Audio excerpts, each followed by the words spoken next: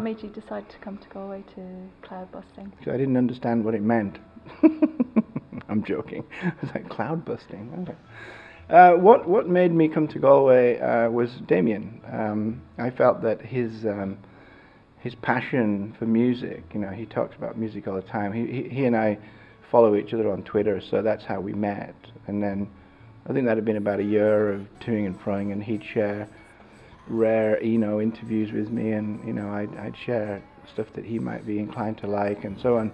And then eventually we have a Skype talk, and he's asking me to come out and talk. And at first I was like, I'm not sure I'm the right person for this, because I usually talk at music technology conferences where all of the technology folks in the room are working for these companies that are trying to solve some problem in music. So it's a good audience to give them a hard time, like, what is the problem that you're trying to solve?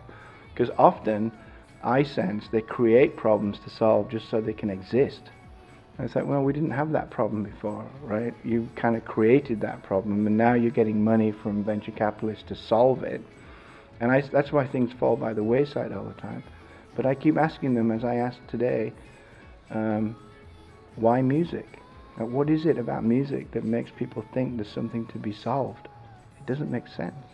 And if we take it back anyway, just take it out. Like, a lot of bands won't allow their music to be streamed online, and they're seen as Luddites. Like, oh, look at you guys. Like, Radiohead for a while wouldn't be in iTunes, But Tom was just trying to say, I don't want the order of the album to be mixed up. We did it in a certain way. We'd like it to be played back in a certain way. Well, that's not understanding the social construct that people actually, dear Tom, they don't want the whole album anyway. They'll just buy 3 of their favorite tracks, and then they'll make their own mixtape of Radiohead songs from multiple albums. I mean, I do that just for my iPhone to play in the car on a long journey. I just take all my favorite Radiohead tracks and make a little playlist, And then they came around, like, yeah, this is how the world is. So, again, it always comes back to musicians to, what do you want to do? How do you want to reach your audience? The audience has spoken. They don't want to own music. They want to rent it, technically, for free if possible, and for a little amount of money if I have to pay. But you have the volume online. Yeah. Well, I mean, this is it. The musicians have a new audience that is so vast. Where did I say this? Oh, it's in one of the interviews that I did in the papers here, and about Clay Shirky, who is a professor at NYU in media communications, and he's been worrying about the online world forever.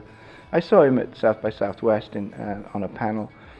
It was really funny because the panel was book publishers, magazine publishers, the executive editor of the New York Times, and then Clay. And the moderator was asking, and down the line, and everyone's like, oh, it's the end is near, and all these things, and online, Amazon's killing us, no one's buying books.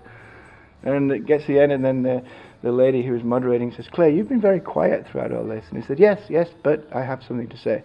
And he just hits his laptop, and up comes a slide, and on it says, the internet is the largest amount of people in history ever interested in reading and writing. And it just stunned the room. It's like, absolutely, right? We're all writing. Email is writing. Reading email is reading. And then from there, long form things are coming up on the web now that you can save into Instapaper or the Read Later apps, and it's fascinating. In fact, there's too much to read now. The point is, the publishers and or the authors need to learn the new market and monetize it, right? If somebody doesn't want a book, then that's that. Why can't we rent the books out like we can the Yes, libraries? exactly. Who's replicating that model here? No. Well, I wouldn't be surprised if Amazon goes there with the Kindle. I mean, why not?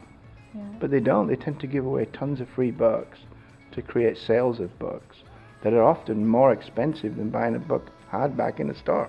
And I'm a hardback fan, so How does that work? I'm just like, why am I paying more for this? I have to lump it around and. Yeah.